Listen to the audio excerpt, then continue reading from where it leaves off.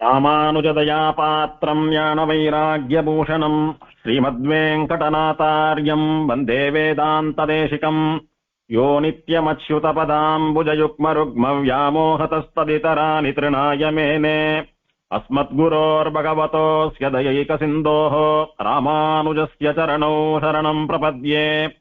வெள்ளியான் கரியான் மணிநிறவண்ணன் விண்ணவர் தமக்கிரை எமக்கு ஒள்ளியான் உயர்ந்தான் உலகேழும் உண்டுமிழ்ந்தான் துள்ளு நீர் முண்டு கொண்டு சாமரை கற்றை சந்தனம் உந்தி வந்தசை தெள்ளு நீர் புறவில் திருக்கோட்டியூரானே. 108 திவ்யதேச வைபவங்கள்ல பாண்டிய நாட்டு திருப்பதிகளில் ஒன்றான ஆழ்வார்களாலே மிகவும் உகந்து கொண்டாடப்பட்டதான 5 ஆழ்வார்களாலே மங்களாசாசனம் பண்ணப்பட்ட நம்முடைய பூர்வாச்சாரியரான திருக்கோஷ்டியூர் நம்பியினுடைய அவதார ஸ்தலமான திருக்கோட்டியூர், கோஷ்டிபுரம், கோஷ்டி கஷேத்திரம் என்றெல்லாம் வழங்கப்படுகிற திருக்கோட்டியூர் திவதேசத்தை அனுபவிக்கப் போகிறோம். இந்த திவதேசத்திற்கு பிரம்மாண்ட புராணத்திலும் பிரம்ம வைவர்த்த புராணத்திலுமாக மொத்தம் 8 அத்தியாயங்கள் ஸ்தல புராணமாக வர்ணிக்கப்பட்டிருக்கின்றன. ஸ்தல புராணமானது கோஷ்டி கஷேத்திரம், கோஷ்டிபுரம் அப்படின்னு வர்ணிக்கிறது. பிரம்மா, விஷ்ணு, சிவன் சொல்லக்கூடிய மும்மூர்த்திகளும் இந்திரன் முதலான 30 முக்கோடி தேவர்களும் சப்த ரிஷிகள் முதலான ரிஷி கூட்டங்களும் கோஷ்டி கோஷ்டியாக இந்த ஊருக்கு வந்து ஹிரண்ய சம்ஹாரத்தை பற்றி பேசி முடிவெடுத்ததால் இதற்கு கோஷ்டி கஷேத்திரம், கோஷ்டிபுரம் அப்படின்னு பெயர் வந்தது.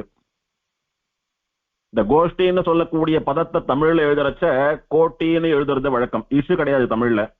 அதனால திருக்கோஷ்டியூர்னு சொல்லக்கூடியதான அந்த ஊரை ஆழ்வார்கள் எல்லாம் திருக்கோட்டியூர் அப்படின்னு இசுக்கு பதிலா இட்டு போட்டிருக்கா. அதனால பிரசித்தமா திருக்கோட்டியூர்னு வழங்கப்படுகிறதான உத்தமமான திவதேசம். மக்களும் பேச்சு வழக்குல திருக்கோட்டியூர் அப்படின்னு தான் சொல்றா. இப்படி இவெல்லாம் கோஷ்டியா வந்து கலந்து ஆலோசனை பண்ணி ஹிரண்யவதத்துக்காக ஒரு முடிவெடுத்த கஷேத்திரமானபடியினாலே கோஷ்டி கஷேத்திரம், கோஷ்டிபுரம். புறம் அப்படின்னா ஊர் அப்படின்னு அர்த்தம்.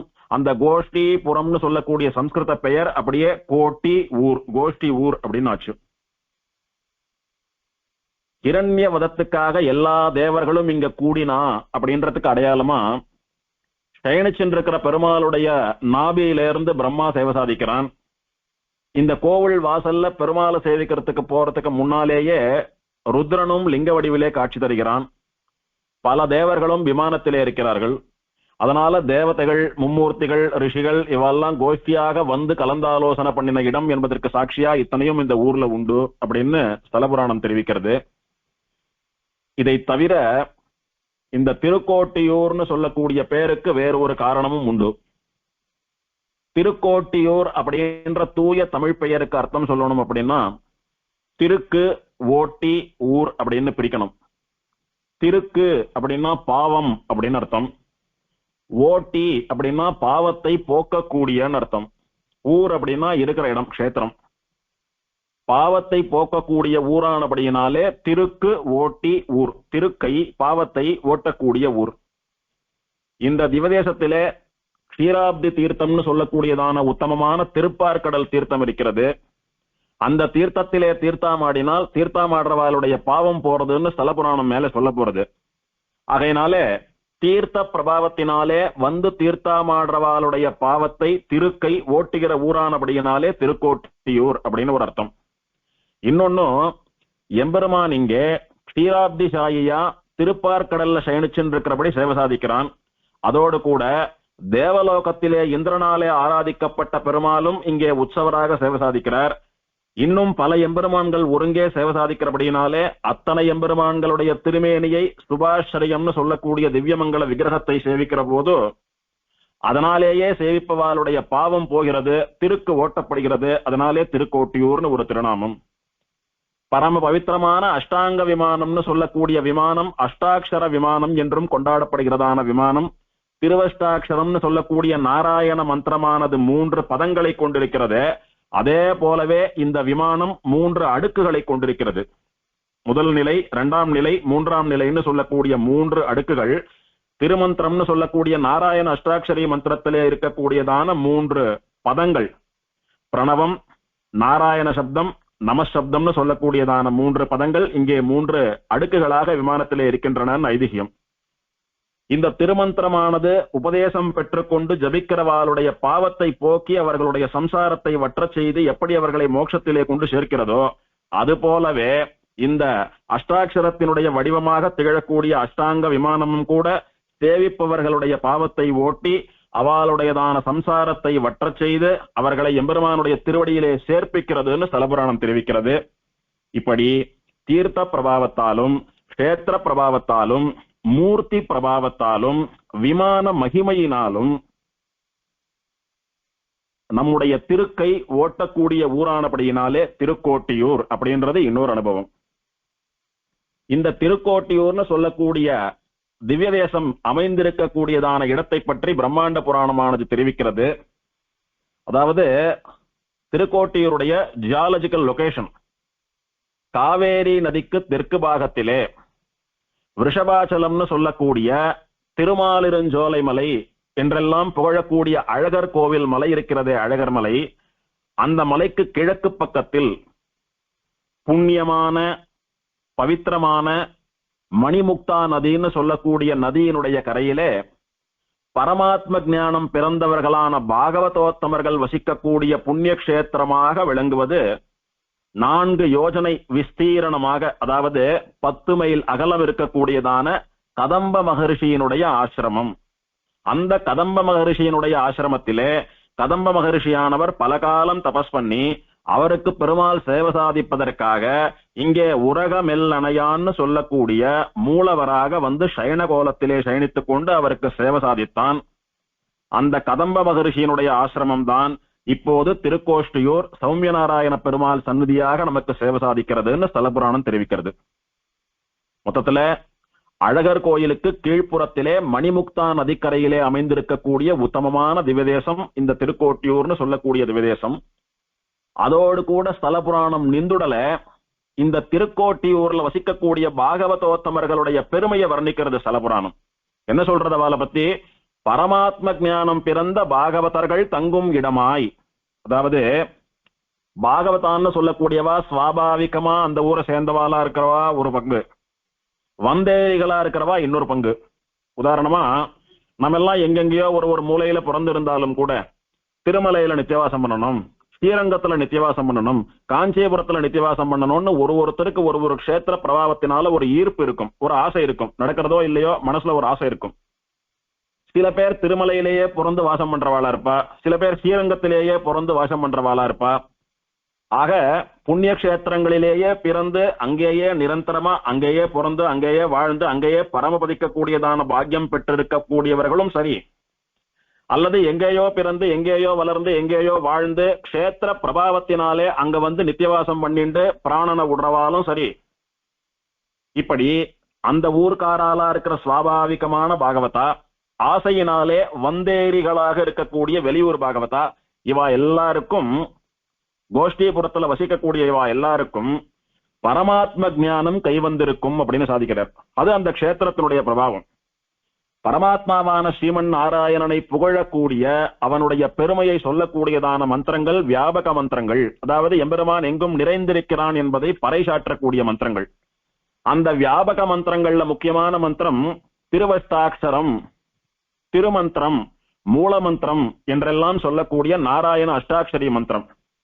அந்த மந்திரத்தினுடைய ஸ்வரூபமாக அஷ்டாங்க விமானம் எழுந்தருளி இருக்கக்கூடிய இந்த ஊர் இருக்கிறது, இந்த க்ஷேத்திரம், இதிலே வாசம் பண்றவர்களை, இதிலே பிறந்து வளர்ந்து இங்கேயே வாழ்பவர்களையும் சரி, வந்து சேவிக்கிறவாலையும் சரி, இந்த திருமந்திரமானது எப்படி ஒரு சிஷ்யனுக்கு ஒரு ஆச்சாரியனாலே உபதேசம் பண்ணப்பட்டால் அவனுடைய அஜ்ஞானமானது நீங்க பெற்று அவனுக்கு ஆத்ம ஞானம் பிறந்து பரமாத்ம ஞானம் பிறந்து தனக்கும் பரமாத்மாவுக்கும் இருக்கக்கூடியதான சம்பந்தத்தை அவன் தெரிந்து கொண்டு அப்படி பரமாத்மாவை அடைய வேண்டிய இவன் இதுவரைக்கும் அவனை அடையாமல் இருக்கிறானே, அதற்கான தடைகள் என்னன்னு இவன் தெரிஞ்சுண்டு அந்த தடைகளை எல்லாம் இவன் கடந்து அந்த தடைகளை இல்லாதபடி செய்து இவன் அந்த பரமாத்மாவை அடைவதற்கு என்ன வழி என்பதை தெரிந்து கொண்டு, அது பக்தியோ பிரபத்தியோன்னு சொல்லக்கூடிய 2 உபாயம் என்பதை உணர்ந்து 2த்துல ஏதான ஒண்ணு கடைபிடித்து அந்த பரமாத்மாவை இவன் சென்று சேருகிறானே மோட்சம்னு சொல்லி, இதுதான் பூரணமான பரமாத்ம ஞானம்.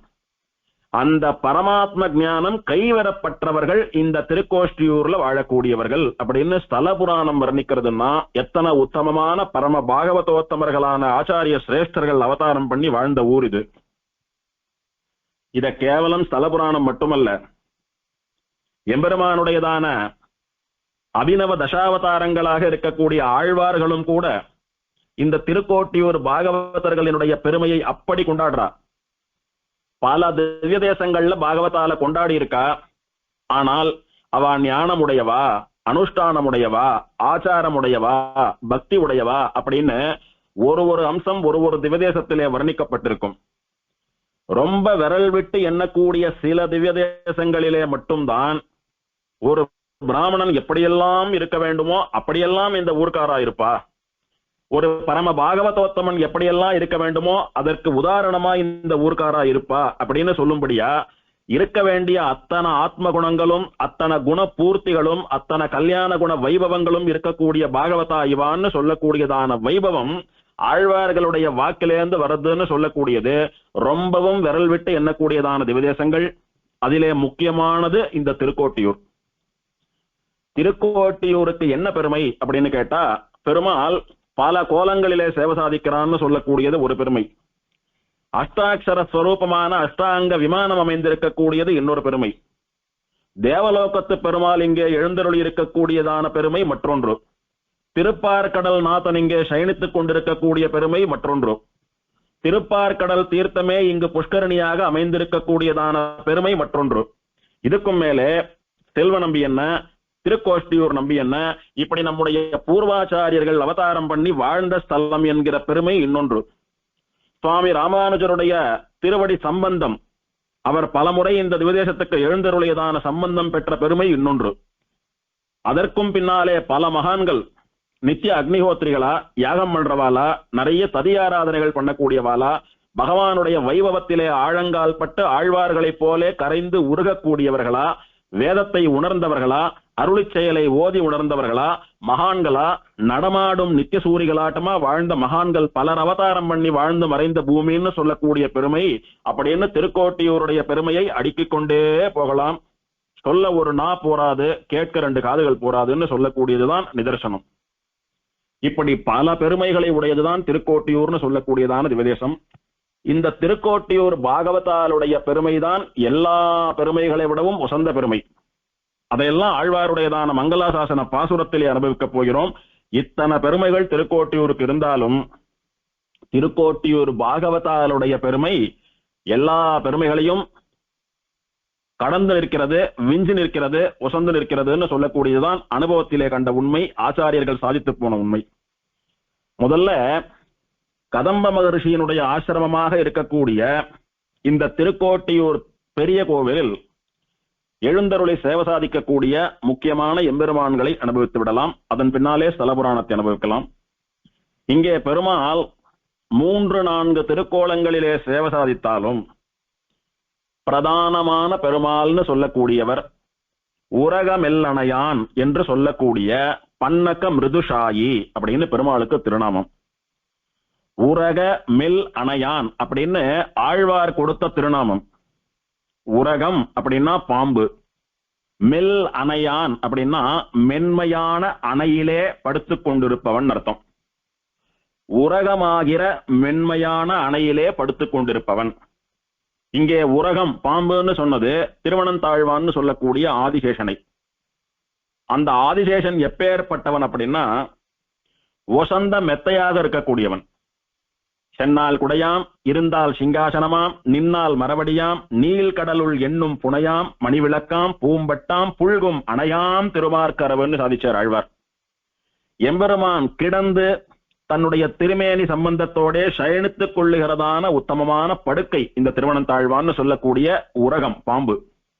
அது எப்படி இருக்க வேண்டும்னா, ஒரு உத்தமமான படுக்கை எப்படியெல்லாம் இருக்கணும் அப்படின்னு தர்மசாஸ்திரம் வர்ணிக்கிறச்ச, அழுக்கில்லாம வெள்ளை வெள்ளையர்னு பளிச்சுன்னு இருக்கணும், உடம்ப உறுத்தாதபடி இருக்கணும், படுத்துட்டா இன்னும் கொஞ்ச நாள் படுத்துட்டே இருக்க மாட்டோமான்னு சொல்லும்படி சுகத்தை தரக்கூடியதா இருக்கணும், குறிப்பா ரொம்ப மென்மையானதா இருக்கணும், கார்த்தாலேந்து ராத்திரி வரைக்கும் மனுஷா எத்தனையோ கஷ்டப்படுறா. அவ அப்படியே கொஞ்ச நேரம் போய் கட்டையை சாய்க்கலான்னு நினைக்கிற போது அவ உடம்ப உறுத்தக்கூடியதா, அவ உடம்புக்கு ஒரு அதிர்வுகளை தரக்கூடியதா, அவ உடம்புக்கு ஒரு பாரம் தரக்கூடியதா, அவளுடைய உடம்புக்கு ஒரு அழுத்தம் தரக்கூடியதா, கரடுமுரடான மெத்தையாக அவ படுத்துக்கிற மெத்தை இருக்கக்கூடாது. அப்படி இருந்தால் மனோதத்துவ ரீதியா அவளுக்கு தூக்கம் பாதிக்கப்படுகிறது, அவளுடைய உடம்புக்கும் மேல கஷ்டம் அப்படின்னு சொல்றது.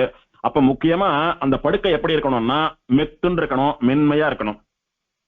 பாம்புன்னு சொல்றாலே எப்படி இருக்குமோ தெரியலையேன்னா அப்படியெல்லாம் ஒன்னும் பயப்பட வேண்டாம், நல்ல மென்மையான படுக்கை தான் அதுன்னு சொல்லும்படியா உரக மெல் அணையான், மென்மையான பாம்பு படுக்கையிலே படுத்துக் கொண்டிருக்கிற பெருமாள் அப்படின்னு ஆழ்வார் கொடுத்த திருநாமம் இவருக்கு. இவர்தான் முக்கியமான மூர்த்தி இங்கே, மூலவர் உரகமெல்லணையான். சம்ஸ்கிருதத்துல பன்னக மிருது ஷாயி, பன்னகம் அப்படின்னா பாம்பு, மிருதுன்னா மென்மை, ஷாயின்னா சயனித்துக் கொண்டிருப்பவன். இதே உரகமெல்லணையான் என்பதை பன்னக மிருதுஷாயின்னு சம்ஸ்கிருதத்துல சொல்றோம். இந்த எம்பெருமான் யாருன்னா திருப்பார்கடலிலே பள்ளி கொண்டிருக்கக்கூடிய க்ஷீராப்திநாதன். திருப்பார்கடல்ல எம்பெருமான் எப்படி சயனித்துக் கொண்டிருக்கிறானோ அதே போல அந்த எம்பெருமானை தன்னுடைய ஆசிரமத்திலே அர்ச்சாவதாரமாக சேவிக்க வேண்டும் என்று கதம்ப மகரிஷி பல காலம் தபஸ் பண்ணினார். அவருடைய தபஸுக்கு உகந்த பெருமாள் அவருடைய ஆசிரமத்துக்கு எழுந்தருளி திருப்பார்கடலில் பள்ளி கொண்ட க்ஷீராப்திநாதனாக சேவை சாதித்துக் கொண்டிருக்கக்கூடியதுதான் இங்கே முக்கியமான மூலவர்னு சொல்லக்கூடியதான உரகமெல்லணையான் எம்பெருமான். அவன் புஜங்க சயனமா ஆதிசேஷன் மேல சயனிச்சுண்டு கிழக்கு பார்த்தா மாதிரி சயனித்துக் கொண்டிருக்கக்கூடிய பெருமாள். தன்னுடைய வலது திருக்கரத்தாலே ஆதிசேஷனுக்கு அபயமளிப்பது போலே சயனித்துக் கொண்டிருக்கக்கூடிய உத்தமமான பெருமாள். இந்த பெருமாளுக்கு ஒரு தனி சிறப்பு உண்டு. என்னன்னா பெருமாளுடைய திருமேனி ரொம்ப சின்ன திருமேனியும் கிடையாது, ஒரு திருச்சிறுபுலியூர் அருள்மா கடலை போலே, அல்லது ஒரு பெரிய திருமேனியும் கிடையாது, ஒரு திருமெய்யத்தை போலே. அப்படியும் இல்லாமல் இப்படியும் இல்லாமல் திட்டமாக இருக்கக்கூடிய பெருமாள். சொல்ல போனால் ஒரு திருப்பேர் நகர் அப்ப கொடுத்தான் திருவள்ளூர் ராகவன், இவாளுடைய திருமேனியை காட்டிலும் இன்னும் சின்ன திருமேனி தான் எம்பெருமானுடையது. ஆனால் அத்தனை அழகையும் கொட்டி வைத்திருக்கக்கூடியதான உத்தமமான திருமேனி பெருமாளுடையது.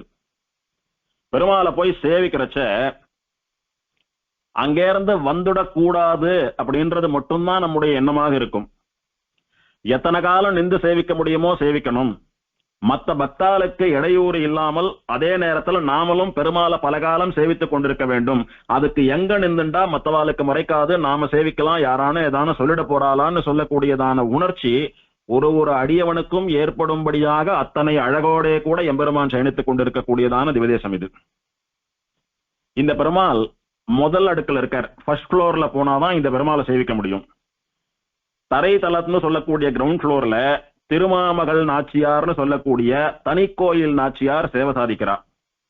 திருமாமகள் நாச்சியார் அந்த தாயார சேவிச்சுட்டோ அவளுடைய அனுகிரகத்தை வாங்கினுட்டோ அவளுடைய புருஷகாரத்தோடைய கூட அவளுக்கு நேர் எதிரே இருக்கக்கூடிய படிக்கட்டுகளை ஏறி போனோமானா முதல் தளம்னு சொல்லக்கூடியதான ஃபர்ஸ்ட் ஃப்ளோர்ல இந்த எம்பெருமானுடையதான சந்நிதி.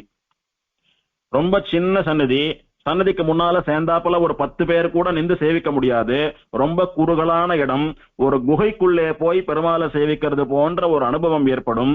இத்தனை சிரமங்கள் இருந்தாலும் பெருமாளுடையதான பேரழகு உடல் எனக்கு உருகுமாலோ என் செய்கேன் உலகத்தீரேன்னு பெரிய பெருமாளிடத்திலே உருகின தொண்டரடி பொடி ஆழ்வாருடைய நிலைமையை ஏற்படுத்தக்கூடிய பெருமாளுடைய திருமேனி அழகு அத்தனை திவ்ய சௌந்தரியம்.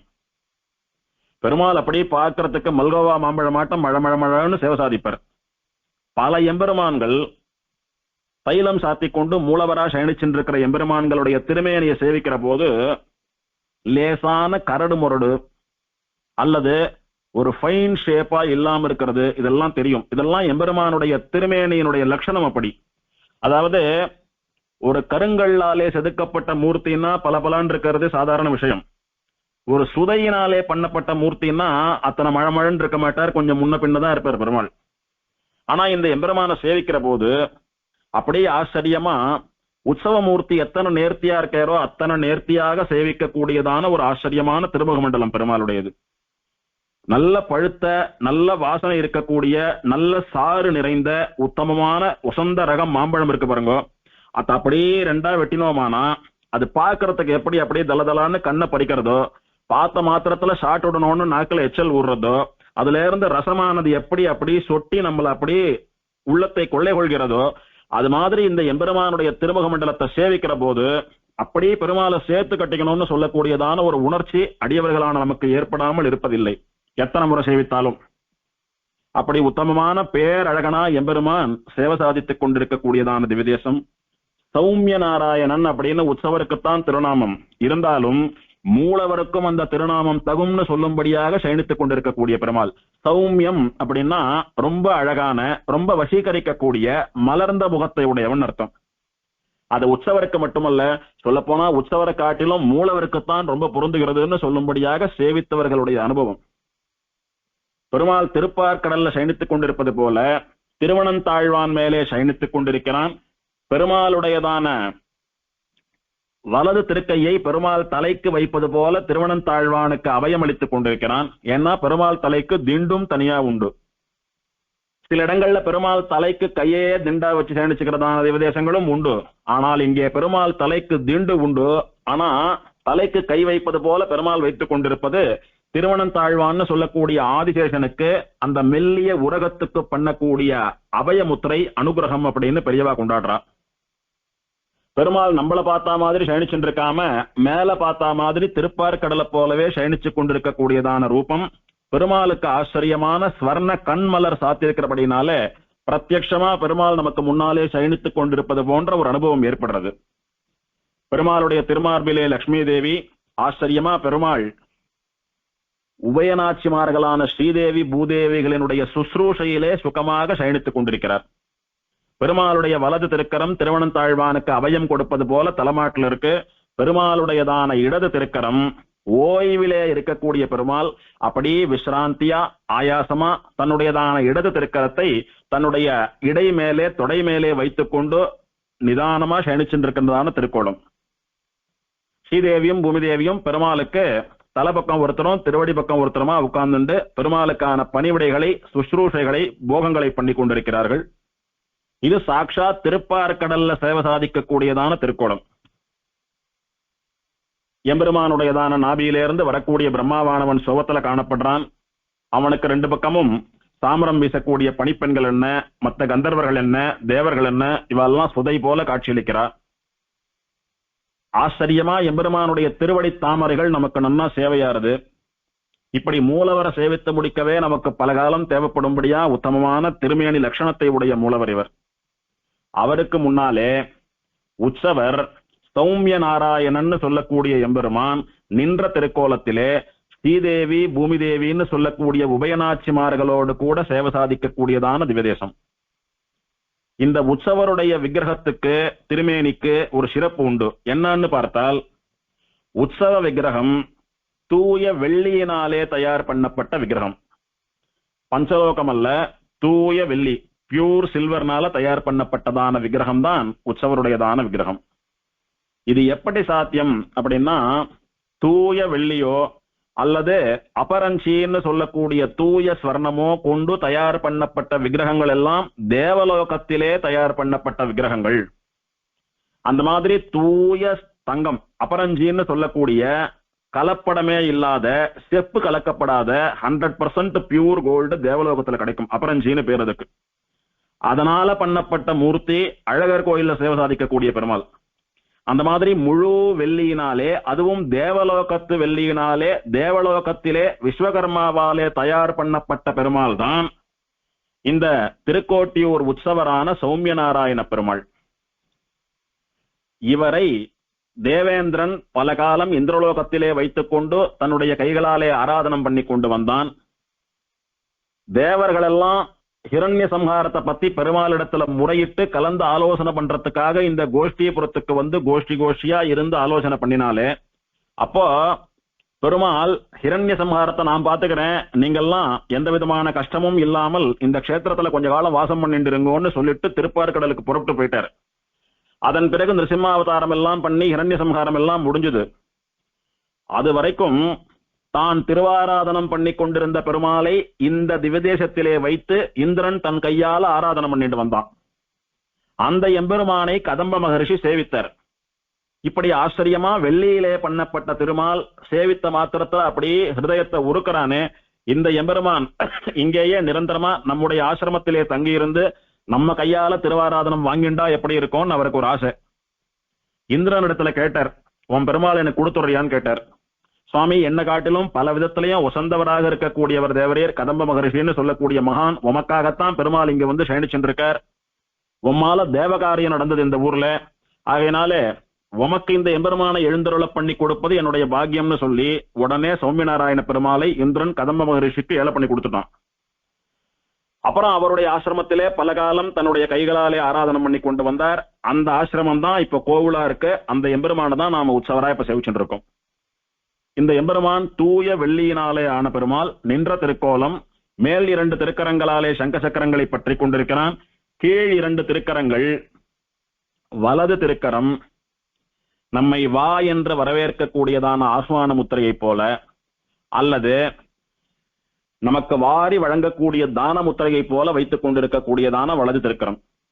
இடது திருக்கரம் கதையை ஊன்றிக் கொண்டிருப்பது போன்ற திருக்கரம். இந்த எம்பெருமானுக்கு இன்னொரு விசேஷம் என்னன்னா, ஆழ்வாருடைய மங்களாசாசனமும் உண்டு பிரத்யேகமா இவருக்கு. ஆழ்வார்கள் மூலவரை உரகமெல்லனையான் என்கிற திருநாமத்தினால மங்களாசாசனம் பண்ணிருக்கா. அதனால ஆழ்வார் மங்களாசாசனம் பண்ண பெற்ற மூலவர். உற்சவருக்கும் மங்களாசாசனம் உண்டு. என்னன்னு மங்களாசாசனம் உண்டுன்னா, இவருக்கு மட்டுமே இருக்கக்கூடிய பெருமையை சொல்லி வர்ணித்திருக்கிறதான பாசுரம், வேறு யாருக்கும் சொல்ல முடியாது. இந்த சிறப்பை சொன்னால் அது மூலவருக்கு பொருந்தும், மேல இருக்கிற பெருமாளுக்கு பொருந்தும், உட்கார்ந்து இருக்கிற பெருமாளுக்கு பொருந்தும்னு எந்த பெருமாளோடையும் அந்த சிறப்பை ஒட்ட வைக்க முடியாது. என்ன ஒரு சிறப்புன்னா, இந்த எம்பெருமான் மட்டுமே வெள்ளியினாலான மூர்த்தி. அதனாலே இவனுக்கான விசேஷ மங்களாசாசனமாக ஆழ்வார் சாதிக்கிறார். வெள்ளியான் வெள்ளியான் கரியான் மணி நிறவண்ணன் அப்படின்னு சொல்லக்கூடிய பாசுரத்திலே வெள்ளியான் அப்படின்னு சொல்லக்கூடியது உற்சவரை மங்களாசாசனம் பண்ணின திருநாமம். வெள்ளியினாலே ஆன திருமேனியை உடையவன், ரஜத விக்கிரகன் அப்படின்னு பெருமாளுக்கு திருநாமம். இப்படி உத்தமமா ஆழ்வாருடைய மங்களாசாசனத்தையும் பெற்ற எம்பெருமான் இவன். இந்த எம்பெருமானுடையதான முத்திரை இருக்கிறதே ஒரு ஆச்சரியமான முத்திரை. இடது திருக்கரத்திலே கதைய ஊனின்றிருக்கிறது போல சாதாரணமான முத்திரையாக தென்பட்டாலும், ஒரு விதத்திலே கூர்ந்து சேவித்தோமானா திருவேங்கடமுடையானை போலே கட்டியஸ்தம், அதாவது என் திருவடிகள்ல சரணாகதி பண்ணவாளுக்கு இந்த சம்சாரம் இடுப்பளவுதான்னு சொல்லக்கூடிய முத்திரையாகவும் நமக்கு புரிகிறது. இன்னொன்னும், இந்த எம்பெருமானுடைய வலது திருக்கரம் அப்படியே நம்மளை அருகே அழைத்து அபயம் தரக்கூடியதான ஒரு ஹஸ்தமாக, நம்மளை வரவேற்கக்கூடியதான ஆஹ்வான ஹஸ்தம், வாங்கோ அப்படின்னு கூப்பிடக்கூடிய ஹஸ்தமாகவும் இருக்கிறது. அல்லது நாம எதை கேட்டாலும் இந்தாங்கோன்னு சொல்லி தானம் பண்ணி தரக்கூடியதான தான ஹஸ்தமாகவும் விளங்குகிறதுன்னு சொல்லக்கூடியது இதனுடையதான பெருமை. இதுல இருந்து ஒரு அனுபவம் என்னன்னா, இந்த எம்பெருமான் இந்த முத்திரையினால நமக்கு என்ன சொல்றான் அப்படின்னா, வாங்கோ நான் வாழ வைக்கிறேன், வாங்கோ நீங்க வேண்டதையெல்லாம் நான் தரேன்னு சொல்வது போல அழைத்து அருளக்கூடிய பெருமாளாக, அழைத்து வாழ்விப்பவனாக இந்த எம்பெருமான் சேவை சாதிக்கிறான்னு சொல்லக்கூடியது அனுபவம். தாயார் பார்த்தோமானா திருமாமகள் நாச்சியார்னு சொல்லக்கூடிய ரொம்ப அழகான ரூபசுந்தரியான தாயார். இவள் தனிக்கோயில் நாச்சியார். முதல்ல கோவிலுக்குள்ள போனோமானா கீழ்தளத்திலே சேவை சாதிக்கக்கூடியவள் இந்த தாயார் தான். இவளை சேவிச்சுட்டுதான் மேல போய் உரகமெல்லனையானையும் அதற்கு மேலே இருக்கக்கூடிய 2 தலங்கள்ல இருக்கக்கூடிய எம்பெருமான்களையும் சேவிக்க போறோம். இப்படி வரச்சேயே ஒரு ஆத்துக்கு வரக்கூடியதான குழந்தையை மலர்ந்த முகத்தோட தாயானவள் அன்போடு வரவேற்பது போல, நம்ம எல்லாம் மலர்ந்த முகத்தோட மந்தகாசத்தோட வரவேற்கக்கூடியவள் இந்த திருமாமகள் நாச்சியார். இப்படி ஆச்சரியமான இந்த திருமாமகள் நாச்சியாருடைய திருமேனி, திருமுக மண்டலம் எல்லாமே ரொம்ப விலட்சணமான ஒரு நேர்த்தியான அழகு. அங்கே சயனிச்சிருக்கிற உரகமெல்லனையானுக்குன்னு பிறந்து வளர்ந்து அவனுக்குன்னே ஏற்பட்ட ஒரு நாச்சியார் இவள். இவா 2 பேருடையதான திருமுக மண்டல பொருத்தம் இருக்கிறது, அது சேவிச்சாதான் தெரியும். உற்சவரான வெள்ளியானுக்கும் உற்சவமூர்த்தியான இந்த மாதவநாயகி தாயாருக்கும் பலமுறை சேர்த்தி உற்சவம் எல்லாம் நடக்கும். 2 பேருடைய ஜோடி பொருத்தத்தை அப்ப சேவிக்கலாம். ஆனா வேற வழியே இல்ல, மூலவரான திருமாமகள் நாச்சியார், மூலவரான உரகமெல்லனையானுடைய ஜோடி பொருத்தத்தை அனுபவத்தினாலே கற்பனையினாலே தான் சேவிக்க முடியும். 2 பேரையும் நன்னா உள்வாங்கிண்டு மனசுல பதிய வச்சுண்டு 2 பேரையும் சேர்த்து சேவிக்கிறச்ச இந்த எம்பெருமானுக்காகவே ஏற்பட்டவள் இந்த நாச்சியார். இந்த நாச்சியாருக்காகவே ஏற்பட்டவன் இந்த எம்பெருமான் அப்படின்றது அனுபவத்தினாலே புரியும். இந்த நாச்சியார் மேல் 2 திருக்கரங்களாலே தாமரை புஷ்பத்தை ஏந்திக் கொண்டு கீழ் 2 திருக்கரங்கள் அபயஹஸ்தமாகவும் வரதஹஸ்தமாகவும் சேவை சாதிக்கக்கூடிய நாச்சியார். வந்து என் திருவடிகள்ல சரணாகதி பண்ணுங்கோ, நான் உங்களுக்கு அபயம் தருகிறேன்னு சொல்வது போல அழைத்து வாழ்விப்பவளாக இந்த தாயார் சேவை சாதிக்கிறாள். உற்சவரான தாயாருடைய திருமுக மண்டலத்திலே ரொம்ப மெல்லியதான ஒரு மந்தஸ்மிதம், ஒரு புன்னகை தவழ்கிறது. இப்படி புன்னகை தவழக்கூடிய நாச்சியார்கள் ரொம்ப குறைவு. இந்த திருக்கோட்டியூர் உற்சவர் என்ன, திருப்பதியிலே கோவிந்தராஜனுடைய திவ்ய மகிழ்ச்சியான புண்டரீகவல்லி என்ன, இந்த மாதிரி சில தாயார்களுடைய திருமுக மண்டலத்துல தான் புன்னகை வந்து அப்படி நிஜமாவே நிதர்சனமா இருக்கும். தாயார் பிரத்யட்சமா சிரிச்சுட்டு இருக்கிறாப்புல இருக்கும். அந்த மாதிரி சிரிக்கக்கூடியதான திருமுக மண்டலம் இந்த தாயாருடையதான திருமுக மண்டலம். திருமேனி லட்சணங்கள் எல்லாம் மூலவரை போலவே சேவை சாதிக்கக்கூடிய தாயார். எந்த விதமான உருவ மாற்றமும் 2 பேருக்கும் வித்தியாசமும் கிடையாது. உத்தமமா இந்த திவதேசத்துல இருக்கக்கூடிய விமானத்துக்கு அஷ்டாங்க விமானம், 8 அங்கங்களை உடைய விமானம்னு பேர். தேவலோக சிற்பியான விஸ்வகர்மாவும் அசுரலோக சிற்பியான மயன்னு சொல்லக்கூடியவனும் 2 பேரும் சேர்ந்து நிர்மாணம் பண்ணின விமானம் இந்த அஷ்டாங்க விமானம். பிரம்மாவானவன் விஸ்வகர்மாவையும் மயனையும் கூட்டு, நீங்க 2 பேரும் ஆச்சரியமா எம்பெருமான் உறைவதற்கு சௌகரியமா இங்க ஒரு அஷ்டாங்க விமானத்தை ஏற்படுத்துங்கோன்னு நியமிக்க, விஸ்வகர்மாவும் மயனும் சேர்ந்து தேவ அசுர ஒற்றுமையோடு கூட பண்ணின விமானம் தான் இந்த அஷ்டாங்க விமானம். இந்த விமானத்தை சேவிக்கிறவாளுக்கு சத்ரு பயம் நீங்கிறது, எதிரிகளிடத்திலிருந்து வரக்கூடிய பயம், எதிரிகளாலே ஏற்படக்கூடிய பயம் போறதுன்னு ஸ்தலபுராணம் தெரிவிக்கிறது. இங்க தீர்த்தம் தேவ புஷ்கரணின்னு சொல்லக்கூடிய க்ஷீராப்தி தீர்த்தம், திருப்பார்கடல் புஷ்கரணி, கோவிலுக்கு முன்னாலேயே பறந்து விரிந்திருக்கக்கூடிய பெரிய திருக்குளம். இந்த கோவிலுக்கு முன்னால இருக்கக்கூடிய ஆழமான அகன்ற திருப்பார்கடல் தீர்த்தத்தை தவிர இந்த ஊர்ல பெரிய விஸ்தாரமான ஒரு தெப்ப குளமும் உண்டு. அந்த தெப்ப குளத்துலதான் மாசி மக சமயத்துல விசேஷமா தெப்போத்சவம் நடக்கிறது. திருக்கோட்டியூர்னு சொன்னாலே தெப்போத்சவம் தான் பிரதானம். தெப்போத்சவத்துக்கு பேர் போன ஒரு திருக்கோட்டியூர். ஒரு ஸ்ரீரங்கம் தெப்ப குளத்தை போல அதை விடவும் இன்னும் பெருசா இருக்கக்கூடியது இந்த கோவில் தெப்ப குளம். ஆனா கோவிலுக்கு முன்னால இருக்கக்கூடியதான தீர்த்தம் தான் ஸ்தல புராணத்திலே வர்ணிக்கப்பட்ட தீர்த்தம், திருப்பார்கடல் தீர்த்தம்னு சொல்லக்கூடியதான க்ஷீராப்தி புஷ்கரணி. பெருமாள் யாருக்கெல்லாம் பிரத்யட்சம் அப்படின்னா, பிரம்மா ருத்ரன் இந்திரன் முதலான அத்தனை தேவ கணங்களுக்கும் எம்பெருமான் பிரத்யக்ஷம். சப்த ரிஷிகள் முதலான அத்தனை ரிஷிகளுக்கும் பெருமாள் பிரத்யக்ஷம். முக்கியமா கதம்ப மகரிஷிக்கு பெருமாள் பிரத்யக்ஷம். கதம்ப மகரிஷியினுடைய தபஸுக்கு அனுகிரகம் பண்றதுக்காகத்தான் பெருமாள் திருப்பார்கடல் நாதனா வந்து சயனிச்சின்றதான திவ்யதேசம் இது.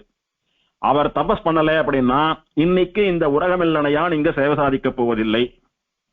அப்படி முக்கியமா கதம்ப மகரிஷியினுடைய ஆசிரமா இருக்கிறபடினாலே, அவருடைய ஆசிரமத்துக்கு பெருமாள் ஆசையோடு வந்து சயனிச்சிருக்கிறபடினாலதான் இந்த கஷேத்திரத்துக்கு இத்தனை ஏற்றம். அதனாலே கதம்ப மகரிஷிக்கு முக்கியமான சேவை பெருமாள் கொடுத்தது. இந்த சயனிச்சிருக்கிற பெருமாளா மட்டும் இல்லாமல் இன்னும் பல திருக்கோலங்கள்லயும் பெருமாளை சேவிக்கணும்னு ஆசைப்பட்டார் கதம்பர். அதுக்கு தகுந்தபடி பல பெருமாள்களா எம்பெருமான் இங்க சேவை சாதிக்கிறான். அதெல்லாம் ஒன்னொன்னா மேல அனுபவிக்க போறோம். ஆகமம் வைகானசாகமம்.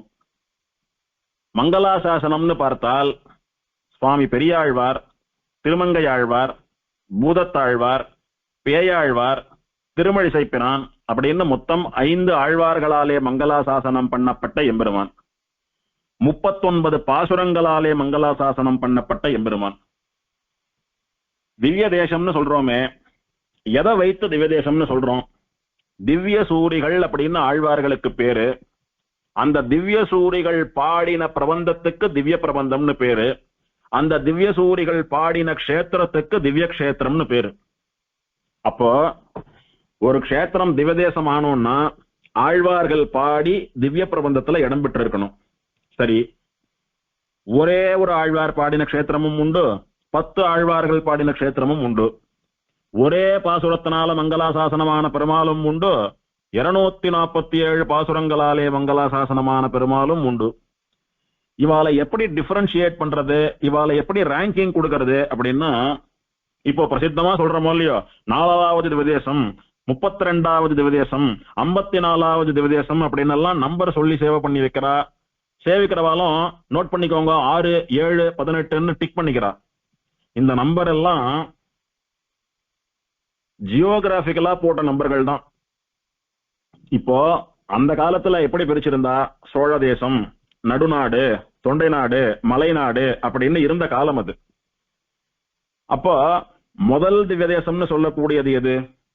வெயிட்டேஜ்னால ரேங்க் போட்டு வரணும். என்ன வெயிட்டேஜ் அப்படின்னா, திவ்ய சூரிகள் பாடினாதான் திவ்ய தேசம். அப்போ எத்தனை திவ்ய சூரிகள் பாடியிருக்கான்றத வச்சுதான் ரேங்கிங். 12 ஆழ்வார்கள்ல 10 பேர் பாடினது ஸ்ரீரங்கம்னு சொல்லக்கூடிய பெரிய கோயில். அந்த திவ்ய தேசத்தை தவிர 10 ஆழ்வார்கள் பாடின பெருமை எந்த திவ்ய தேசத்துக்கும் கிடையாது. அதனால அதை காட்டிலும் காலத்தில் முந்திய திவ்ய தேசங்கள் பல இருந்தாலும் கூட, ஸ்ரீரங்கத்தை விட பழமையான திவ்ய தேசங்கள்னு பல இருந்தாலும் கூட, 10 ஆழ்வார்கள் மங்களாசாசனம் பண்ணப்பட்ட பெருமையினாலே ஸ்ரீரங்கம் தான் முதல் திவ்ய தேசம்னு சொல்றோம். அப்போ அது நம்பர் 1ன்றது சரி. அந்த 1வது திவ்ய தேசம் எங்க இருக்கிறதுன்னா சோழ தேசத்துல இருக்கு. சரி, இப்ப அடுத்தது 9 ஆழ்வார்களாலே மங்களாசாசனம் பண்ணப்பட்ட திருவேங்கடம், திருமலை. இப்ப 2வது திவ்ய தேசம் எதுன்னு கேட்டா திருவேங்கடமுடையான் வசிக்கிற திருமலை. அதனாலதான் கோயில், திருமலை, பெருமாள் கோயில் அப்படின்னு சம்பிரதாயத்துல ஒரு ஆர்டர் சொல்லிட்டு இருக்கோம். இப்போ முதல் திவ்ய தேசம் எங்க இருக்கு? ஸ்ரீரங்கத்துல இருக்கு. கிரமமா திவ்ய தேசங்களை சேவிச்சுட்டு வரணும்னா முதல்ல ஸ்ரீரங்கத்துக்கு போய் பெரிய பெருமாளை சேவிச்சு ஆயிடுத்து. அப்புறம் 2வது திவ்ய தேசம் சேவிக்கணும்னா ஸ்ரீரங்கத்தில இருந்து ஒரு 8 மணி நேரம் 10 மணி நேரம் டிராவல் பண்ணி திருமலைக்கு வந்து மலையேறி போய் பெருமாளை சேவிக்கணும். சரி, 3வது திவ்ய தேசம் எது? 7 ஆழ்வார்களாலே மங்களாசாசனம் பண்ணப்பட்ட திருக்குடந்தை அமுதன். அப்படின்னா திரும்ப திருப்பதியிலேருந்து கும்பகோணத்துக்கு போகணும். இது ரொம்ப சிரமமா இருக்கும்ன்றபடினாலே முதல் திவ்ய தேசம் ஸ்ரீரங்கம் தான், அதுல ஒன்னும் சந்தேகம் இல்லை. அதனால டோபோகிராபிக்கலா, ஜியாகிரபிக்கலா போய் சேவிக்கிறதுக்கு சௌகரியமா இருக்கும்படியா ஒரு நம்பர் சிஸ்டம் கொடுக்கணும்ன்றதுக்காக ஸ்ரீரங்கத்துக்கு பக்கத்துல இருக்கக்கூடிய திவ்ய தேசம், ஸ்ரீரங்கநாதனே மூலவராக எழுந்தருளி இருக்கக்கூடிய திவ்ய தேசம் உறையூர், அதை 2ன்னு போட்டுக்கலாம். அதுக்கு ரொம்ப பக்கத்துல இருக்கக்கூடிய திவ்ய தேசம் உத்தமர் கோயில் 3ன்னு போட்டுக்கலாம். அதே வழியில இன்னும் கொஞ்சம் போனா ஒரு 6-7 கிலோமீட்டர்ல வரக்கூடியது திருவள்ளரை 4ன்னு போட்டுக்கலாம். அதுக்கு மேல திவ்ய தேசம் கிடையாது. சரி, எதிர்பக்கம் வாங்கோ. ஸ்ரீரங்கத்தில இருந்து இடது போயாச்சு.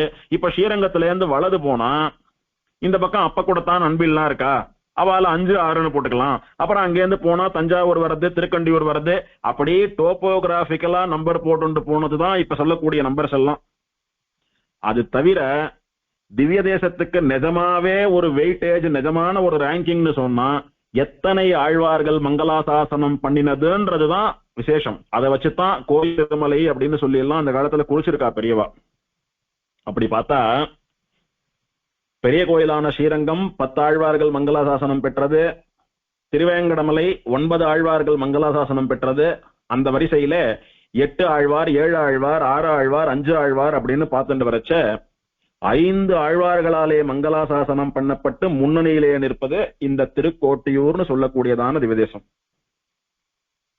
ஒரு ஆழ்வார் ஒரு பாசுரத்துல 6 திவ்ய தேசமோ 8 திவ்ய தேசமோ சேர்த்து பாடி இருந்தாலும் கூட, ஒரே ஒரு வார்த்தையினாலே அந்த ஊர் பெயரை குறிப்பிட்டாலும் கூட அது ஒரு பாசுரமாத்தான் கணக்கு.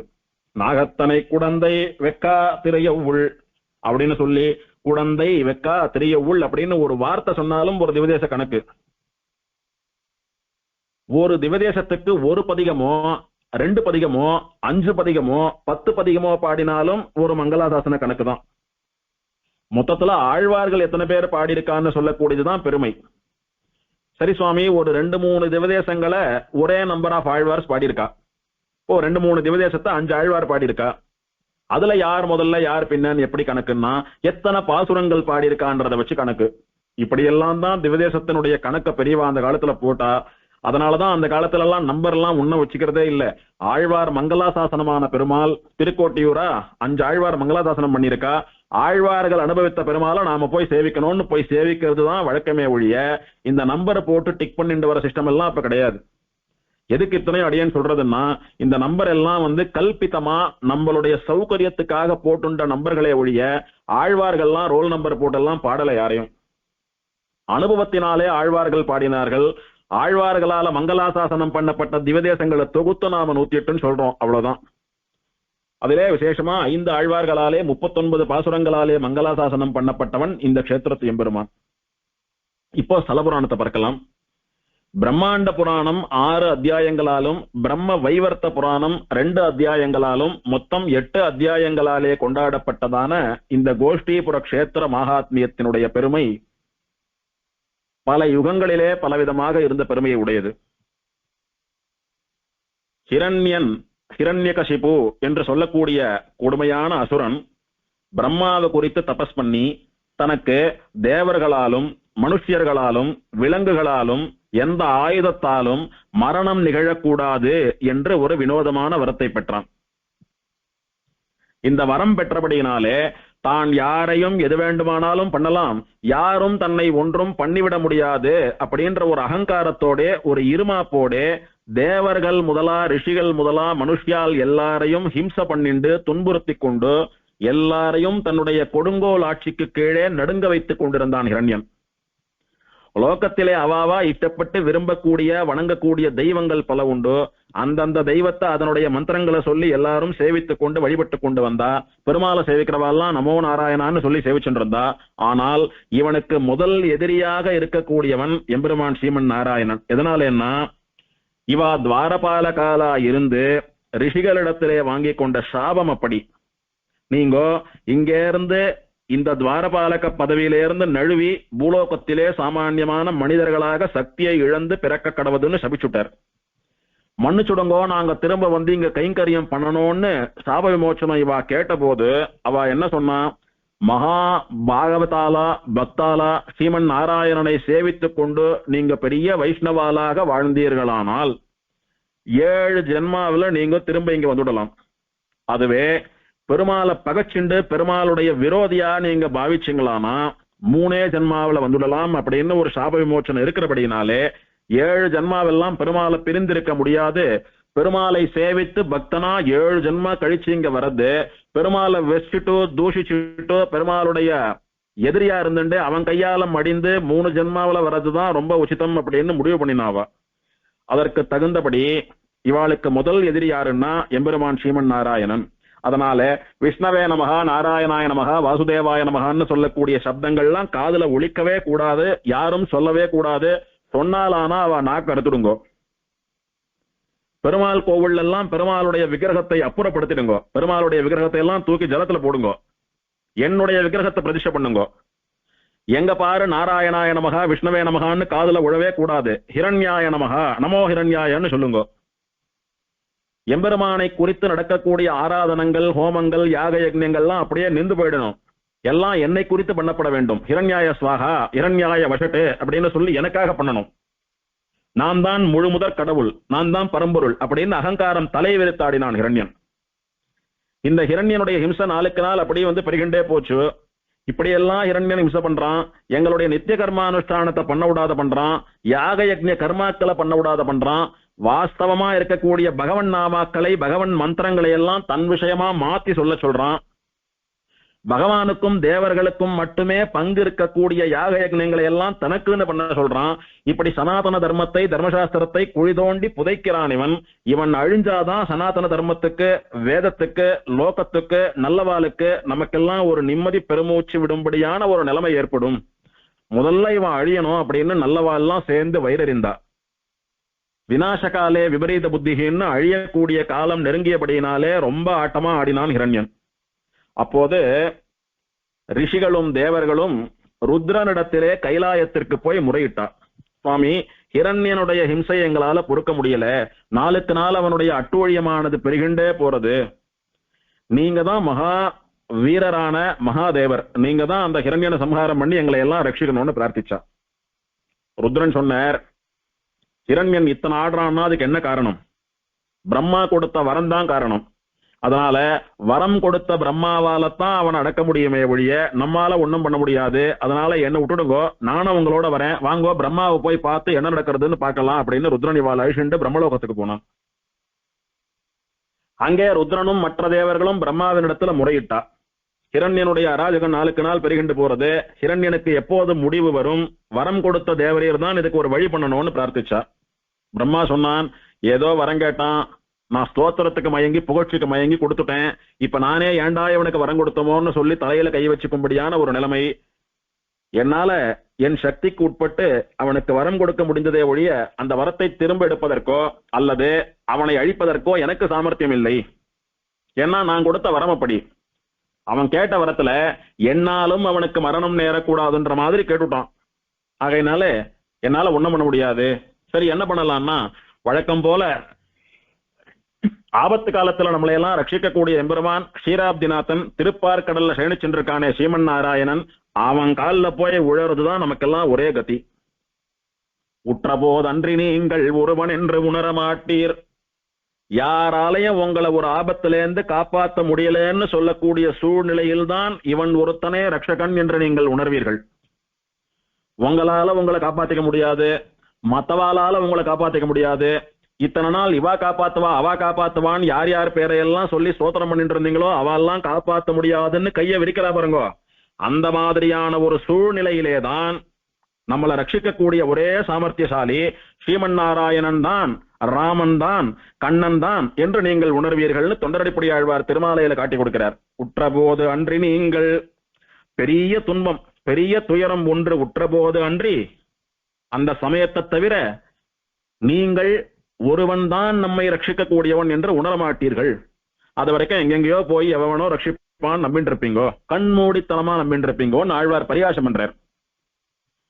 அப்ப யார நம்பணும்னா, கற்றினம் மேய்த்த எந்தை கழலினை பணிமின் நீரே, பசுக்கூட்டங்களை மேய்த்தானே கண்ணன் கோவிந்தன், அவனுடைய திருவடிகள்ல சரணாகதி பண்ணுங்கோ.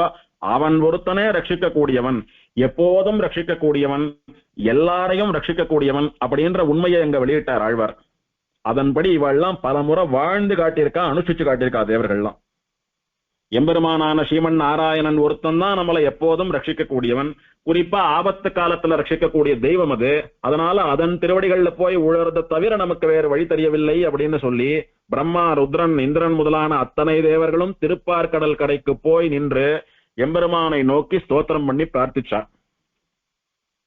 திருப்பார்கடல்ல திருவனந்தாழ்வான் பேர்ல ஸ்ரீதேவி பூமி தேவிகளாலே கைங்கரியம் பண்ணப்பட்டு சுகமாக சயனித்துக் கொண்டிருக்கக்கூடிய எம்பெருமான், உறங்குவான் போல் யோகு செய்த பெருமான், தன்னுடைய யோக சங்கல்பத்தினாலே எல்லா உலகங்களையும் வாழ்வித்துக் கொண்டிருக்கக்கூடிய எம்பெருமான் க்ஷீராப்திநாதன் இவாளுக்கு சேவை சாதித்து என்ன விஷயம்னு கேட்டான். இவன் நடந்த விஷயங்களை எல்லாம் சொல்லி, ஹிரண்யனுடைய அராஜகம் அட்டோழியம் நாளுக்கு நாள் பெருகிண்டு போறது, அவனை சம்ஹாரம் பண்ணி அவனுடைய அதர்மமான செயல்களுக்கெல்லாம் ஒரு முற்றுப்புள்ளி வைக்க வேணும்னு எல்லாருமா சேர்ந்து கோஷ்டியா பிரார்த்திச்சுட்டார். அப்போ பெருமாள் சொன்னார், நீங்க சொல்றது வாஸ்தவம், ஹிரண்யனை சம்ஹாரம் பண்ணக்கூடியதான சக்தி எனக்கு மட்டும் உண்டு, அந்த சாமர்த்தியம் எனக்கு மட்டும் உண்டு, அதை நான் பாத்துக்கிறேன். ஆனால் பிரம்மா இப்படி ஒரு வரம் கொடுத்து வைத்திருக்கிறார், அந்த வரத்துக்கு பங்கம் இல்லாமல் ஹிரண்யன் சம்ஹாரம் ஆனோம். அவன் எத்தனை சாமர்த்தியமா வரம் கேட்டிருக்கான். பச்சையா சொல்லணும்னா, யாராலையும் நான் சாகக்கூடாது, எனக்கு மரணமே கூடாதுன்னு வரம் கேட்டிருக்கான். இத நேரடியா கேட்டிருந்தா, மரணம் இல்லாத வரத்தை என்னால் தர முடியாது, எனக்கு சக்தி இல்லைன்னு பிரம்மா கையை விரிச்சுட்டு இருப்பார். அதுக்கு எப்படியெல்லாம் கேட்டா இவர் நம்பி ஒத்துப்பேரோ அந்த மாதிரி எல்லாம் இவரை மழுப்பி கேட்டிருக்கான். இவரும் சரின்னு ஒத்துனுட்டார். வேற வழி இல்லாம அவன் சாகவே இல்லைன்னு சொல்லக்கூடியதான ஒரு நிலையில இருக்கான். இப்போ அவனை எப்படி எந்த சூழ்ச்சியினால அடிக்க வேண்டும், எந்த தந்திரத்தினால அடிக்க வேண்டும்னு யோசிக்கணும். என்ன பண்ணலாம், அதுக்கு நாம் என்ன பண்ணணும், ஒரு ஆலோசனை கூட்டம் மாதிரி போட்டு யோசிக்கணும், ஒரு முடிவெடுக்கணும் அப்படின்னு பெருமாள் சாதிச்சார். உடனே அங்க இருக்கிற தேவர்கள்லாம் இத பத்தி எங்கு கூடி முடிவெடுக்கலாம் அப்படின்னு பெருமாளை கேட்டார். பெருமாள் சாதிச்சார், இந்த லோகம் எல்லாம் இப்போ ஹிரண்யனுடைய அராஜகத்தினாலே எங்கு பாரு ஹிரண்யனுடைய நாமமே ஒலித்துக் கொண்டிருக்கிறது. அவனுடைய வாளுக்கு கத்திக்கு பயந்து ரிஷிகள்லாம் ஹிரண்யாய நமகா, ஹிரண்யாய ஸ்வாகா, ஹிரண்யா ஹிரண்யான் அவன் பேரையே சொல்லி எல்லா சம்ஸ்காரமும் பண்ணிட்டு இருக்கா. லோகமெல்லாம் ஹிரண்யனுடைய நாமாதான் காத்துல பரவின்னு இருக்கு. அப்படி ஹிரண்ய நாமாவானது எங்க ஒலிக்கவில்லையோ, எங்கு ஸ்ரீமன் நாராயணனுடைய நாமம் மட்டும் ஒலிக்கிறதோ அந்த இடம்தான் நாம இந்த மீட்டிங் போட்டு டிஸ்கஸ் பண்ணி முடிவெடுப்பதற்கான உரிய இடம், அந்த இடத்துக்கு போலாம் அப்படின்னு பெருமாள் தெரிவிக்கிறார். அப்போ தேவர்கள்லாம் தங்களுடைய ஞான திருஷ்டியினால பாக்குறா. பார்த்த போது எல்லாரும் பார்த்துட்டு ஒரே குரல்ல, ஒருமித்த குரல்ல ஒரே விஷயத்த சொல்றா. பிரம்மா, ருத்ரன், இந்திரன் முதலான அத்தனை தேவர்களும், சுவாமி ஸ்ரீமன் நாராயணா, க்ஷீராப்திநாதா, தேவரீர் சாதித்தது போல உலகமெல்லாம் ஹிரண்யனுடைய ஆதிக்கம் மேலோங்கெடுத்து ஹிரண்ய நாமம் ஒலிக்காத இடம் எங்காவது இருக்குமான்னு தேடி பார்த்தோம். ஹிரண்ய நாமம் ஒலிக்கப்படாமல் இந்த கராலமான ஹிரண்யனுடைய கொடுங்கோல் ஆட்சி நடக்கிற சமயத்திலும் கூட பரம பவித்திரமான ஸ்ரீமன் நாராயண நாமம் ஒலிக்கக்கூடிய ஒரே ஒரு இடம் மட்டும் எங்களுக்கு தெரிந்தது. அது எதுன்னா, பூலோகத்திலே 64 சதுர்யுகங்கள் பூமியிலே வாழ்ந்த பெருமை உடைய கதம்ப மகரிஷியினுடைய ஆசிரமம். இந்த கதம்ப மகரிஷி இருக்காரு, அவரை பத்தி பிரம்மாண்ட புராணம் வர்ணிக்கிறது. இவர் ரிஷின்னு சொன்னா ஏதோ சில யுகங்கள் வாழ்ந்த ரிஷி அல்ல, ஒரு சதுர்யுகம் அல்ல, 64 சதுர்யுகங்கள் பூரணமாக வாழ்ந்தாராம் இந்த பூலோகத்திலே. கிருத்தயுகம், திரேதாயுகம், துவாபரயுகம், கலியுகம்னு சொல்லக்கூடிய 4 யுகங்கள் ஒரு சதுர்யுகம். இந்த மாதிரி 64 சைக்கிள்ஸ், 64 சதுர்யுகங்கள் வாழ்ந்திருக்கிறார். அத்தனை காலம் என்ன பண்ணினார்? தபஸே பண்ணிட்டு இருப்பார், பெருமாளையே சேவிச்சுட்டு இருப்பார், மந்திரத்தையே ஜபிச்சுட்டு இருப்பார், யாகமே பண்ணிட்டு இருப்பார். இப்படி முழுக்க முழுக்க பகவத் ஆராதனத்தையும் பகவத் சேவையையும் பகவத் அனுபவத்தையும் பகவத் கைங்கரியத்தையும் பண்ணி கொண்டிருந்த மகான். 64 சதுர்யுகங்கள் சேர்ந்தாப்புல ஒரு 4 நாள் தீர்த்தமாடிந்து பெருமாளை சேவிச்சுட்டு ஒரு கஷேத்திரத்துல இருந்தாலே நமக்கு எத்தனை ஆனந்தமா இருக்கு. ஆனா 64 சதுர்யுகங்கள் இந்த பூமியிலே பகவத் காரியமாவே வாழ்ந்தார் அப்படின்னு சொன்னா எத்தனை உசந்த மகரிஷி அவர். அப்பேற்பட்ட மகரிஷியினுடைய தவ வலிமையினாலே ஹிரண்யனாலோ அவனை சேர்ந்தவர்களாலோ அவர் வசிக்கக்கூடிய அவருடைய ஆசிரமத்தை மட்டும் அவ கட்டுக்குள்ள கொண்டாட முடியல. 64 சதுர்யுகங்களா பகவானுடைய நாமாவை சொல்லி சொல்லி சொல்லி சொல்லி மழுவேறி போன திரு நாக்கை உடையவர் கதம்பர். அவருடையதான தப்போ மகிமை, அவர் கண்ணால ஒரு பார்வை பார்த்தா இவாள்லாம் எரிஞ்சு போயிடுவா. அதனால கதம்பரிஷியனுடைய ஆசிரமத்துக்கு போகாதபடி அவருடைய தப்போ மலிமையும் அவருடைய நாராயண நாம ஸ்மரணமும் இவர்களை விரட்டி ஓடித்து. அதனாலே அந்த இடம்தான் ஹிரண்யனுடைய ஆதிக்கத்துக்கு உட்படாத இடம். அங்க போய் நாம இதை பத்தி பேசலாம்னு சொல்லி தேவர்கள்லாம் விஞ்ஞாபிக்கிறா. அங்க போய் பார்த்தா மணிமுக்தா நதிக்கரையிலே ரம்யமான சூழல்ல பச்சை பசேல் என்ற செடி கொடிகளுக்கு நடுவே நிறைய காய்களையும் கிழங்குகளையும் பழங்களையும் தரக்கூடிய மரங்களுக்கும் செடிகளுக்கும் கொடிகளுக்கும் நடுவே ஆழ்ந்த ஒரு ரம்யமான அமைதியோடு கூட எம்பெருமான் ஸ்ரீமன் நாராயணனுடையதான மந்திரத்தை சொல்லிக் கொண்டு தபோனிஷ்டராக தபஸ்ல ஈடுபட்டு இருக்கார் கதம்பரிஷி. அந்த கதம்பரிஷியினுடைய ஆசிரமம் தான் இப்போது திருக்கோட்டியூர் எம்பெருமான் எழுந்தருளி இருக்கக்கூடியதான பெரிய கோயில். அங்க போய் பார்த்தா ரொம்ப நிசப்தம். ஹிரண்யநாமா காதுல உழல, நன்னா காதை கூர்த்தீட்டி பாக்குறா, யார் காதலையும் இரண்யனோட பேரே உழல, எல்லார் காதலையும் ஸ்ரீமன் நாராயணனுடைய திருநாமம் அவனுடைய மகாமந்திரம் தான் ஒலிக்கிறது. அப்போ இயல்பாவே பகவானுடைய நாமா வியாபித்திருக்கக்கூடியதான இந்த பரம பவித்திரமான உத்தமமான ஆசிரமத்திலேதான் ஹிரண்ய சம்ஹாரத்தை பத்தி பேசணும் அப்படின்னு சொல்லி பகவான் தான் அவளை சம்ஹாரம் பண்ண போறான், அதுல ஒன்னும் சந்தேகம் இல்லை. அதனால பகவானே அவனை எப்படி சம்ஹாரம் பண்ண போறீர்னு தேவரீர் தான் சாதிக்கணும், அதுக்கு நாங்கள்லாம் என்ன பண்ணணும்னு எங்களை நியமிக்கணும்னு சொல்லி பிரம்மா, ருத்ரன், இந்திரன் முதலான அத்தனை தேவர்களும் பெருமாளை சாஷ்டாங்கமா விழுந்து சேவிக்கிறா கதம்ப மகரிஷியினுடைய ஆசிரமத்திலே. பெருமாள் சொல்றார், அதுக்கு முன்னால நான் பண்ண வேண்டிய காரியம் ஒண்ணு இருக்கு. என்ன காரியம்னா, இதோ இந்த கதம்ப மகரிஷின்னு சொல்லக்கூடிய மகான் இத்தனை யுகமா இங்க தபஸ் பண்ணிட்டு இருக்காரு. எதுக்கு தெரியுமா? எனக்காக தான் தபஸ் பண்ணிட்டு இருக்காரு. நான் திருப்பார்கடல்ல எப்படி சயனிச்சுருக்கேனோ அந்த மாதிரி விக்கிரகமா இவருக்கு சேவை சாதிக்கணும், அந்த விக்கிரகத்தை இவர் கையால தொடர்ந்து ஆராதனை பண்ணணும்ன்றதுக்காக தபஸ் பண்ணிட்டு இருக்காரு. முதல்ல நான் அவர் முன்னால போய் அவருக்கு தரிசனம் கொடுத்துட்டு அவர் கேட்டபடி அர்ச்சாவதாரமா அவருக்கு ஒரு விக்கிரகத்தையும் கொடுத்துட்டு அதுக்கப்புறம் நாம முடிவெடுக்கலாம் அப்படின்னு சொல்லி பெருமாள் தபஸ் பண்ணி கொண்டிருந்த கதம்ப மகரிஷியின் முன்னாலே போய் நின்னான். ரிஷி கண்ணை திறந்து பார்த்தார். ஜாஜ்வல்யமானமா கோட்டி சூரிய பிரகாசனா சாட்சா திருப்பார்கடல்ல சயனிச்சென்றிருக்கிற பெருமாள் உபயநாச்சிமார்களோடு கூட திருவனந்தாழ்வான் மேலே ஆச்சரியமா சயனித்துக் கொண்டு தன்னுடைய அழகாலே கதம்ப மகரிஷியினுடைய உள்ளத்தை கொள்ளை கொண்டு கொண்டிருந்தான் எம்பெருமான். அந்த சேவையை சேவிச்சார். இந்த சேவைக்காகனா இத்தனை யுகமா நான் தபஸ் பண்ணினேன்னு உருகி போயிட்டார் ரிஷி. என்ன வேணும்னு பெருமாள் கேட்டார். சுவாமி, உன்னை இந்த திருக்கோலத்துல சேவிக்கணும்னு தான் தபஸ் பண்ணேன், சேவிச்சுட்டேன். அதோடு கூட நீ நிரந்தரமா இந்த திருக்கோலத்திலே இதே அழகோடு கூட என்னுடைய ஆசிரமத்திலே நித்தியவாசம் பண்ண வேணும், விக்கிரக ரூபியா சேவை சாதிக்கணும். உன்னை பல காலம் நான் என்னுடைய கையால ஆராதனம் பண்ணிட்டு மோட்சத்துக்கு வரணும். பின்னால வரக்கூடியவர்களும் இதே திருக்கோலத்துல இந்த கஷேத்திரத்துல உன்னை ஆராதனை பண்ணிட்டு இருக்கணும். அதுக்கு அனுகிரகம் பண்ணுன்னு பிரார்த்தித்தான்.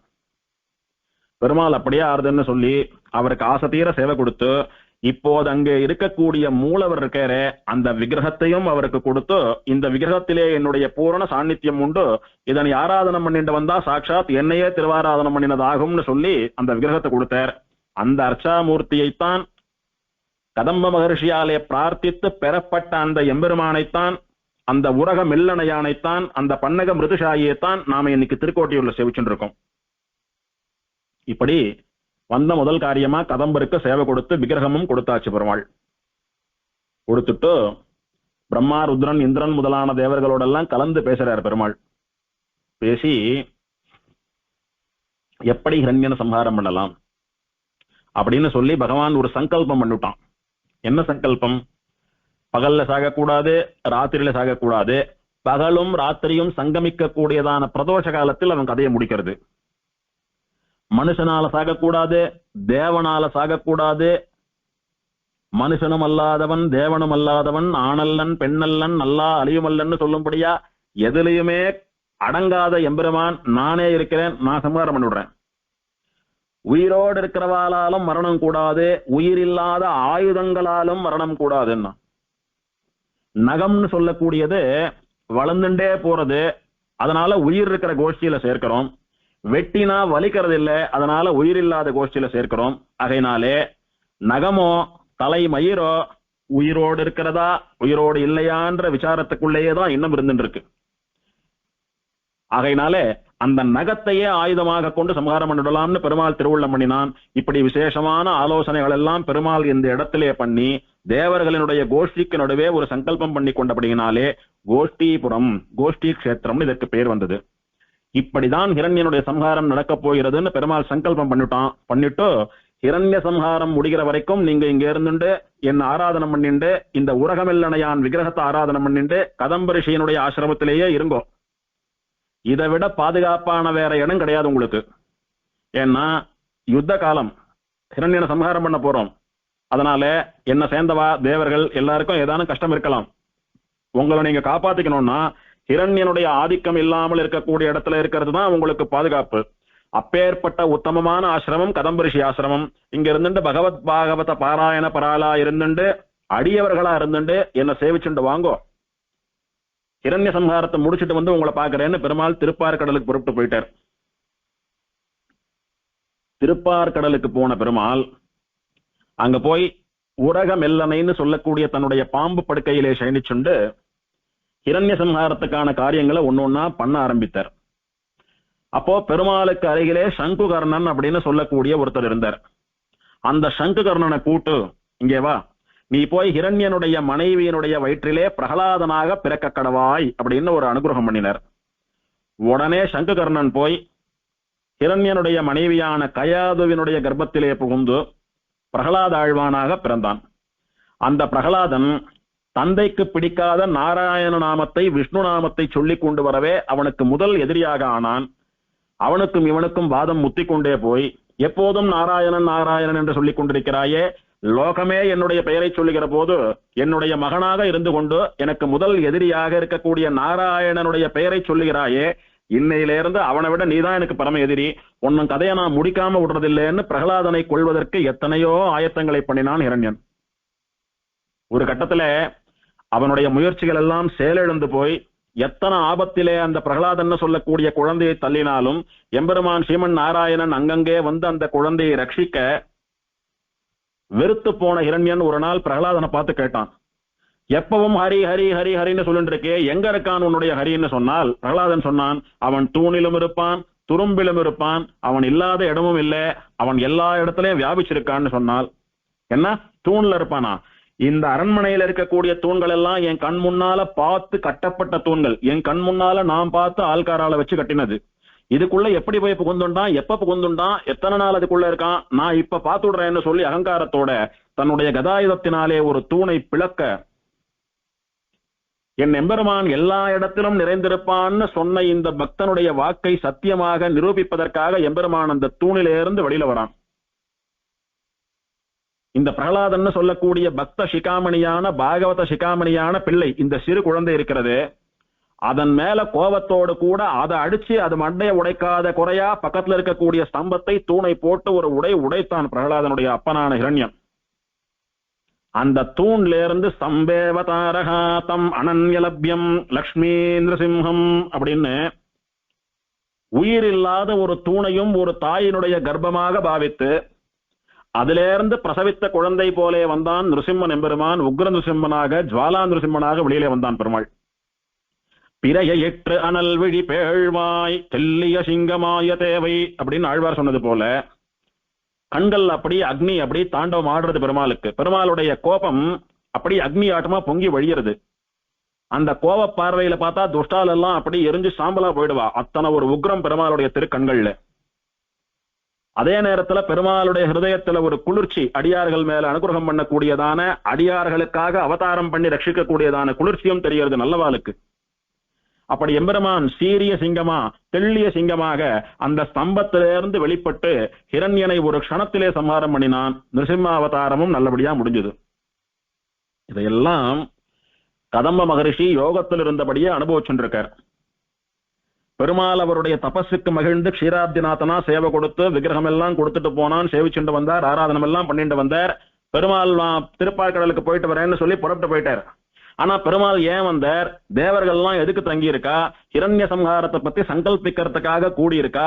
ஹிரண்ய சம்ஹாரம் சீக்கிரம் ஆப்போறது அப்படின்றதெல்லாம் தபோ மகிமையினாலே கதம்பருக்கு தெரியும். இருந்த இடத்துல இருந்தே பெருமாளை பிரார்த்திச்சுண்டு நடக்கிற காட்சிகள், ஹிரண்ய சம்ஹாரத்துக்காக பெருமாள் எடுத்துக்கிற ரூபம், இதெல்லாம் தன் கண்ணுக்கு தெரியும்படியா சேவை சாதிக்கணும் அப்படின்ற சங்கல்பத்தோட கதம்ப மகரிஷியானவர் யோகத்திலே ஈடுபட்டிருக்க நடக்கிறதெல்லாம் வீடியோ போல அவர் கண்ணுக்கு தெரியுது. இதெல்லாம் பார்த்துட்டு இருக்கார்.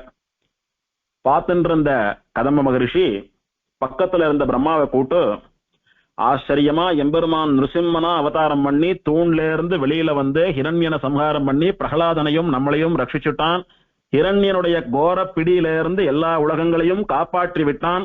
நமக்கு எல்லா பாரங்களும் ஓடி போய்விட்டது. இனி பழையபடி சனாதன தர்மமானது தழைத்து ஓங்கும், வேத நெறி செழிக்கும், எல்லாரும் கவலையை விடுங்கோன்னு சொல்லி ஆறுதல் சொன்னார். சொல்லிட்டு மானசீகமா எம்பெருமான் ஸ்ரீமன் நாராயணனை தியானம் பண்ணிட்டு பிரம்மாவினிடத்துல ஒரு உதவி கேட்டார் கதம்பர். ஹே பிரம்மா, இங்கே தேவ சிற்பியான விஸ்வகர்மாவும் இருக்கான், அசுர சிற்பியான மயனும் இருக்கான். இவா 2 பேரை கொண்டு ஆச்சரியமான ஒரு அஷ்டாங்க விமானத்தை நிர்மாணம் பண்ண வேண்டும்னு நீங்க ஆணையிடுங்கோ, அவளுக்கு கட்டளை இடுங்கோ. அதோடு கூட எனக்கு தியானத்துல பெருமாள் நிருசிம்ம அவதாரத்தை எல்லாம் சேவிச்சேன். பெருமாள் அந்த ஸ்தம்பத்திலேருந்து வரது அந்த ஹிரண்யனை அப்படியே 2 கையால லாவகமா பிடிச்சு இழுத்து தம் மடியில படுத்துக்க வச்சுக்கிறது, தன்னுடைய நகங்களையே ஆயுதமாக கொண்டு ஹிரண்யனுடைய குடலை உருவி மாலையா போட்டுண்டு அவனை சம்ஹாரம் பண்றது, இதையெல்லாம் சேவிச்சேன். அப்படி மயற்கூச்சல் எடுத்தது. புலகாங்கிதனா போட்டேன். பெருமாளை நேர சேவிக்கிறது போல ரோமஹர்ஷனா போயிட்டேன்னா அந்த சேவையை எப்போதும் விக்கிரக ரூபமா நான் சேவிச்சுட்டு இருக்கணும். அதனால ஹிரண்யனை புடிச்சு மடியில கடத்தின்னு இருக்கிற பெருமாள், ஹிரண்ய சம்ஹாரம் பண்ற பெருமாள், இவாளை எல்லாம் விக்கிரகமா வடிச்சு கொடுக்க சொல்லு எனக்கு. யாரை கொண்டு? விஸ்வகர்மாவையும் மயனையும் கொண்டு. இதையெல்லாம் பண்ணி கொடுத்து அந்த எம்பெருமானுக்கு இங்க ஒரு கோவிலை கட்டி கொடுத்தியானா நான் எம்பெருமானுடைய எல்லா கோலங்களையும் சேவித்துக் கொண்டு ஆராதனை பண்ணி கொண்டு அந்த அஷ்டாங்க விமானத்தின் கீழே பெருமாளை அனுபவித்துக் கொண்டு என்னுடைய காலத்தை தள்ளுவேன் அப்படின்னு பிரம்மாவினிடத்துல ஒரு உதவி கேட்டார் கதம்ப மகரிஷி. உடனே பிரம்மாவானவர் விஸ்வகர்மாவையும் மயனையும் கூப்பிட்டு அஷ்டாங்க விமானத்தை நிர்மாணம் பண்ணுங்கள், இவர் கேட்டபடி நிருசிம்மாவதார கோலங்களை எல்லாம் விக்கிரகமாக வடியுங்கள் அப்படின்னு சொல்லி கட்டளையிட்டார். அவ அதை பண்ணினா. மேற்கொண்டதான சரித்திரங்களை நாளைக்கு உபன்யாசத்துல பார்க்கலாம். கவிதார்க்கிக சிம்ஹாய கல்யாண குணசாலினே ஸ்ரீமதே வெங்கடேஷாய வேதாந்த குரவே நமஹ.